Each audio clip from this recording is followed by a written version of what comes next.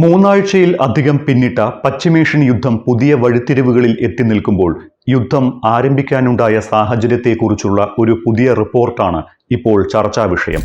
ഇറാനെ ആക്രമിച്ച ഫെബ്രുവരി 28-ന് 2 ദിവസം മുൻപ് അമേരിക്കൻ പ്രസിഡന്റ് ഡൊണാൾഡ് ട്രംപിന് ഒരു ഫോൺ കോൾ വന്നിരുന്നുവെന്നും ഇതിന് തൊട്ടു പിന്നാലെയാണ് ട്രംപ് ഓപ്പറേഷൻ എപ്പിക് ഫ്യൂരിക്ക് ഉത്തരവിട്ടത് എന്നുമാണ് അന്തർദേശീയ വാർത്താ ഏജൻസി റോയിട്ടേഴ്സ് റിപ്പോർട്ട് ചെയ്യുന്നത്.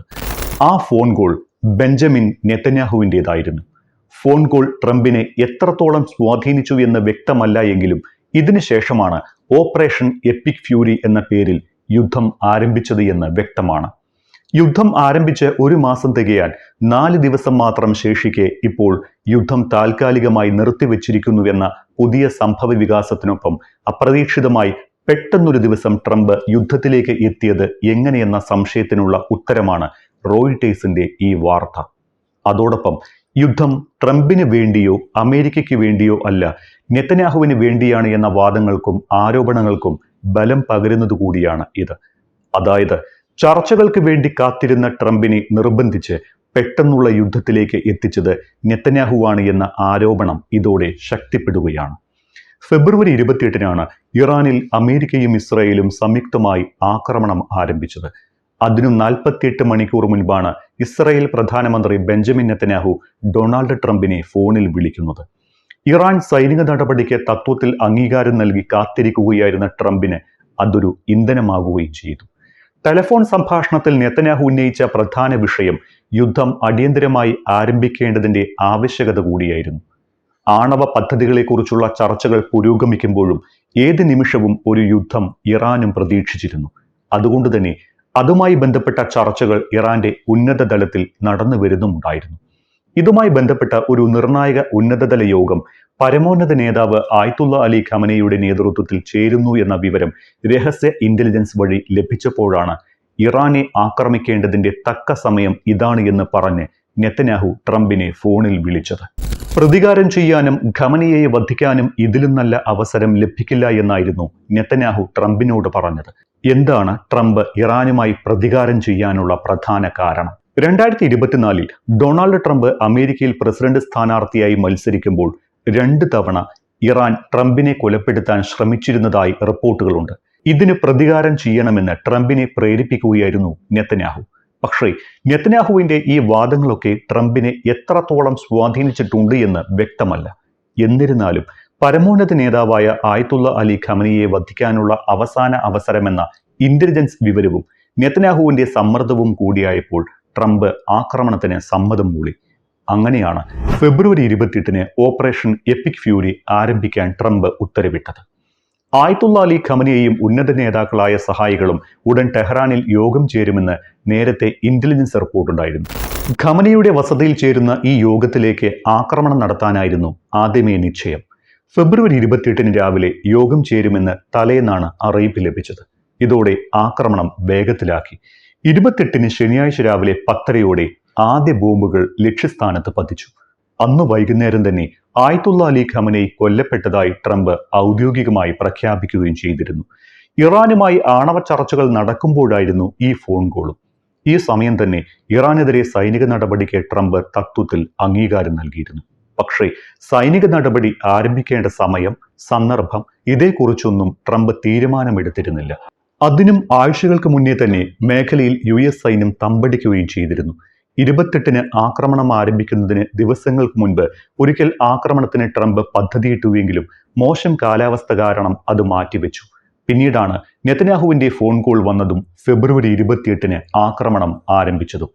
2024-ൽ അമേരിക്കൻ പ്രസിഡന്റ് തെരഞ്ഞെടുപ്പ് ക്യാമ്പയിൻ നടക്കുന്ന സമയം 2 തവണയാണ് ഇറാൻ ട്രംപിനെ വധിക്കാൻ ശ്രമം നടത്തിയതായി പറയപ്പെടുന്നത്. ട്രംപിനെ ലക്ഷ്യമാക്കി കൊലയാളി സംഘങ്ങളെ അയച്ചുകൊണ്ടായിരുന്നു ഈ വധശ്രമങ്ങൾ. കൊട്ടേഷൻ സംഘത്തെ കണ്ടെത്തി ദൗത്യം ഏൽപ്പിക്കുന്നതിന് ഇറാൻ ഒരു ചാരനെ അമേരിക്കയിലേക്ക് അയക്കുകയും ഇയാൾ കണ്ടെത്തിയ 2 പേർ പിടിക്കപ്പെടുകയും ചെയ്തുവെന്ന് പറയപ്പെടുന്നുണ്ട്. ഇതിൽ ഒരാളെ കഴിഞ്ഞയാഴ്ചയാണ് കോടതി കുറ്റക്കാരനായി വിധിച്ചത്. മറ്റൊരു സംഭവത്തിൽ ഇറാനിയനായ ഫർഹാദ് ഷാക്കേരി എന്ന 51-കാരനെ US നീതിന്യായ വകുപ്പ് കുറ്റക്കാരനായി കണ്ടെത്തിയിരുന്നു. 2 ന്യൂയോർക്ക് സ്വദേശികളെ ട്രംപിനെ കൊലപ്പെടുത്താൻ ഷാക്കേരി കണ്ടെത്തി ദൗത്യം ഏൽപ്പിച്ചതായാണ് കേസ്. എത്ര പണവും ചെലവഴിക്കാൻ IRGC തയ്യാറായിരുന്നുവെന്നാണ് ഇയാൾ US ഉദ്യോഗസ്ഥരോട് വെളിപ്പെടുത്തിയത്. അതിനിടെ ഇറാനെതിരായ യുദ്ധം താൽക്കാലികമായി നിർത്തിവെക്കാൻ അമേരിക്ക തീരുമാനിച്ചത് ഇന്നലെയാണ്. എന്താകാം ഈ വെടിനിർത്തലിന് പിന്നിൽ? ഇറാൻ യുദ്ധം ഒരു ഹ്രസ്വ വിനോദയാത്ര പോലെയാണ് അമേരിക്കൻ പ്രസിഡന്റ് ഡൊണാൾഡ് ട്രംപ് കരുതിയത്. പക്ഷേ ആദ്യമേ അടിതെറ്റി. ഇറാന്റെ പല ഉന്നത നേതാക്കളും കൊല്ലപ്പെട്ടു.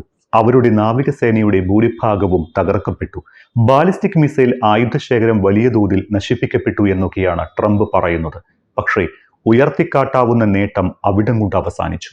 യുദ്ധം തുടങ്ങിയപ്പോഴുള്ള യഥാർത്ഥ ലക്ഷ്യം വേറെ പലതുമായിരുന്നു. ഇറാനിലെ ഭരണകൂടത്തെ മാറ്റുക, അവരുടെ ആണവ പദ്ധതിയെ തകർക്കുക തുടങ്ങിയവയായിരുന്നു. അത് രണ്ടും ഒരു മാറ്റവുമില്ലാതെ തുടരുന്നു എന്ന് വേണം മനസ്സിലാക്കാൻ. ഉന്നതരെ കൊലപ്പെടുത്തിയപ്പോൾ അടുത്ത നിര നേതാക്കൾ വന്നു. അവരായി അടുത്ത ഉന്നതർ. പക്ഷേ അവരെ വധിച്ചാലും ഇറാനിലെ ഭരണകൂട സംവിധാനത്തിൽ മാറ്റം വന്നിട്ടില്ല.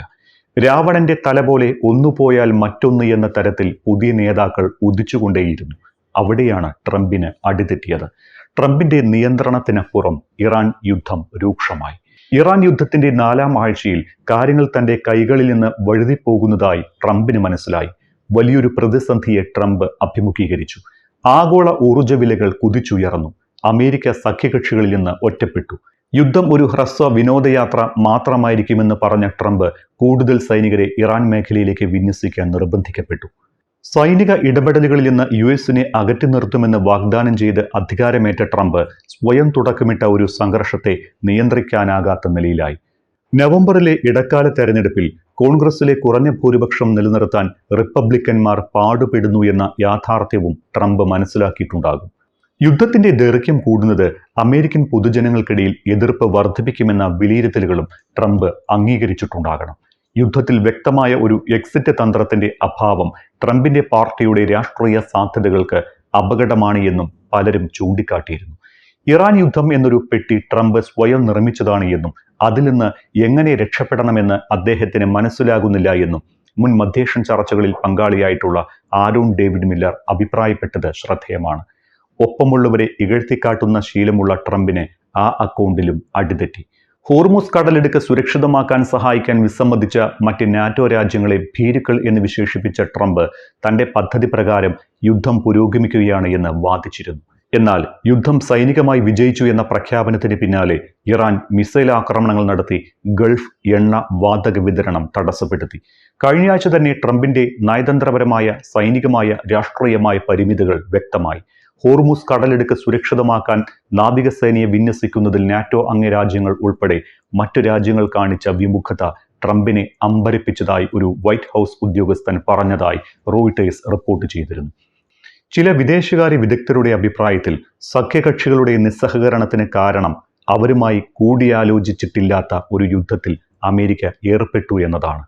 14 മാസം മുമ്പ് അധികാരത്തിൽ തിരിച്ചെത്തിയതിനു ശേഷം പരമ്പരാഗത അമേരിക്കൻ സഖ്യങ്ങളെ ട്രംപ് ഇകഴ്ത്തി കാണിച്ചതും തിരിച്ചടിയാണ്.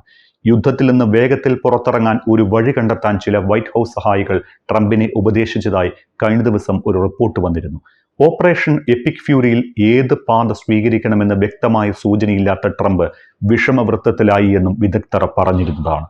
ഇതിനിടെ അമേരിക്കയും ഇസ്രായേലുമായുള്ള അഭിപ്രായ വ്യത്യാസങ്ങളും ഉയർന്നു വരാൻ തുടങ്ങിയതായി സൂചനകൾ പുറത്തുവന്നു. ഇറാനിലെ സൗത്ത് പാർസ് ഗ്യാസ് ഫീൽഡിന് നേരെയുള്ള ഇസ്രായേൽ ആക്രമണത്തെക്കുറിച്ച് മുൻകൂട്ടി അറിയില്ല എന്നായിരുന്നു ട്രംപ് തറപ്പിച്ചു പറഞ്ഞത്. പക്ഷേ ആക്രമണം US-മായി ഏകോപിപ്പിച്ചായിരുന്നുവെന്ന് ഇസ്രായേൽ ഉദ്യോഗസ്ഥരും പറയുന്നു. സ്വന്തം നാട്ടിലെ കാര്യമാണ് ട്രംപിന് കൂടുതൽ അസ്വസ്ഥമാക്കുന്നത്. ട്രംപിന് അദ്ദേഹത്തിന്റെ മേക്ക് അമേരിക്ക ഗ്രേറ്റ് എഗെയിൻ എന്ന ക്യാമ്പിലുള്ള നിയന്ത്രണം നഷ്ടപ്പെടുന്നതായും ക്യാമ്പിലെ പ്രമുഖർ ഉൾപ്പെടെ ഇറാൻ സംഘർഷത്തിനെതിരെ സംസാരിക്കുന്നതായും റിപ്പോർട്ടുകൾ വന്നിരുന്നു. ഗ്യാസ് വില വർദ്ധിച്ചുകൊണ്ടിരിക്കുകയും US സൈനികരെ വിന്യസിക്കുകയും ചെയ്താൽ വരും ആഴ്ചകളിൽ ട്രംപിനെ പിന്തുണയ്ക്കുന്നവരുടെ എണ്ണം ഇനിയും കുറയുമെന്നും വിദഗ്ധർ പറഞ്ഞിരുന്നു. റിപ്പബ്ലിക്കൻ തന്ത്രജ്ഞൻ ഡേവ് വിൽസൺ പറയുന്നത്, ലോകത്തിന്റെ ഗതിവിഗതികൾ മാറുമ്പോൾ ആളുകൾ ചോദിക്കും, ഉയർന്ന ഗ്യാസ് വില നൽകേണ്ടി വരുന്നത് എന്തുകൊണ്ടാണ് എന്ന്. അടുത്ത മാസം മുതൽ അമേരിക്കയിൽ അവധിക്കാലമാണ്. എനിക്ക് അവധിക്കാലം ആഘോഷിക്കാൻ കഴിയുമോ ഇല്ലയോ എന്ന് ഹോർമുസ് കടലിടുക്ക് ഇപ്പോൾ തീരുമാനിക്കുന്നത് എന്തുകൊണ്ടാണ് എന്നും അമേരിക്കക്കാർ ചോദിക്കുമെന്ന് ഡേവിഡ് വിൽസൺ ചൂണ്ടിക്കാട്ടിയിരുന്നു. എന്തിനേയും അവഗണിച്ചും പുച്ഛിച്ചും നീങ്ങുന്ന ഡൊണാൾഡ് ട്രംപിന് പരിചിതമല്ലാത്ത ഒരു ലോകമാണ് 2ാം അമേരിക്കൻ പ്രസിഡന്റ് കാട്ടിക്കൊടുത്തത് എന്ന് പറയാം. ഇത് കളി വേറെയെന്ന് ഇറാനും കാട്ടിക്കൊടുത്തു. GCC രാജ്യങ്ങളിലെയും ഇറാനിലെയും ഇസ്രായേലിലെയും സാധാരണക്കാരെ സംബന്ധിച്ച് ട്രംപ് ഇപ്പോൾ മാലാഖയായിരിക്കും. സമാധാനത്തോടെ ജീവിക്കാൻ അനുവദിക്കാതെ 4 ആഴ്ച ഭീതിയിൽ കഴിയാൻ പ്രേരിപ്പിച്ച അതേ ട്രംപ് തന്നെ യുദ്ധം താൽക്കാലികമായി നിർത്താമെന്ന് പറയുമ്പോൾ ഈ രാജ്യങ്ങളിലെ മനുഷ്യർ മാത്രമല്ല, ലോകം തന്നെ ആശ്വാസത്തിന്റെ ദീർഘനിശ്വാസത്തിലാണ്.